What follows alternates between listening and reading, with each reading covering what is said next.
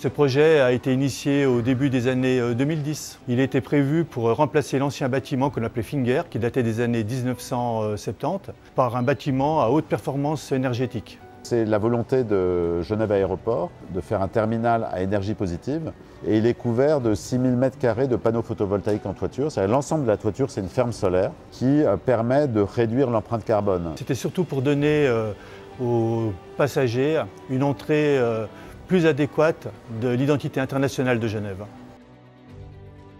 On a été contacté par notre filiale suisse qui nous a parlé d'un concours qui allait venir pour l'aéroport de Genève. Et on a contacté à notre tour les architectes Richard Rogers, c'est eux qui avaient fait le centre Pompidou à Paris. Ça a duré 10 ans jusqu'à la construction, sachant que les concepteurs, les architectes et nous-mêmes, les techniciens, on a conçu le projet dans les grandes esquisses au fusain au départ, le programme, les flux des passagers qui étaient un des éléments prépondérants ici. C'était très compliqué dans la mesure où on est dans un bâtiment qui est à proximité du tarmac, à proximité de bâtiments en exploitation. De là, il fallait veiller aussi à ce que les passagers soient en sécurité.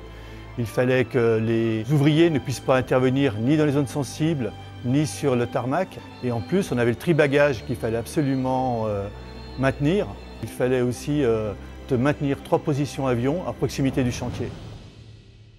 Dès les phases amont du projet, on a mis en place 80 maquettes BIM au sein du groupement pour étudier toutes les contraintes du projet.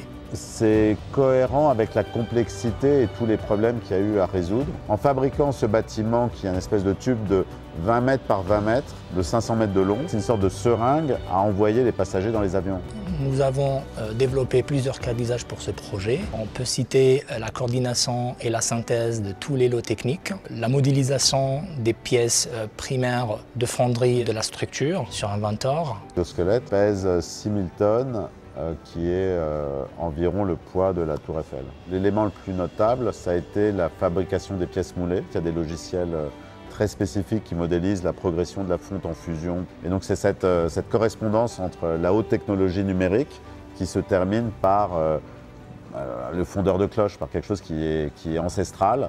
Notre choix s'est porté sur Revit par rapport à sa capacité d'intégration de tous les métiers techniques et notamment pour faire l'interface avec le processus d'exécution et de réalisation sur chantier.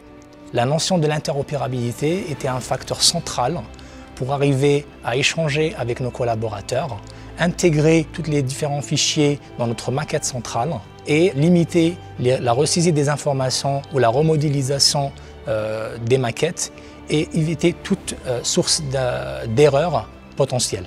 C'est le premier projet et l'unique projet à ce jour qui a été fait totalement en BIM, du début à la fin, la fabrication par l'usine. Et c'est une continuité totale et la conception des études d'exécution par un GEROP. Nous avons utilisé également le logiciel Navisworks Manage pour la mission de la synthèse d'exécution en 3D.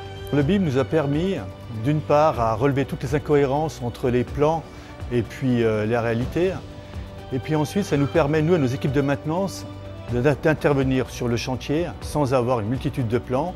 Avec leurs tablettes, leurs caméras, ils savent où passent les fluides, où passe l'électricité, où sont les conduites. Et puis le cas échéant, s'ils ont besoin, ils peuvent remettre à jour la maquette. Ça nous a fait progresser énormément dans le BIM et c'est quelque chose qui est extrêmement rare. Dans le bâtiment, je ne connais pas d'exemple de bâtiment construit comme ça, en fait, à ce jour, à ma connaissance.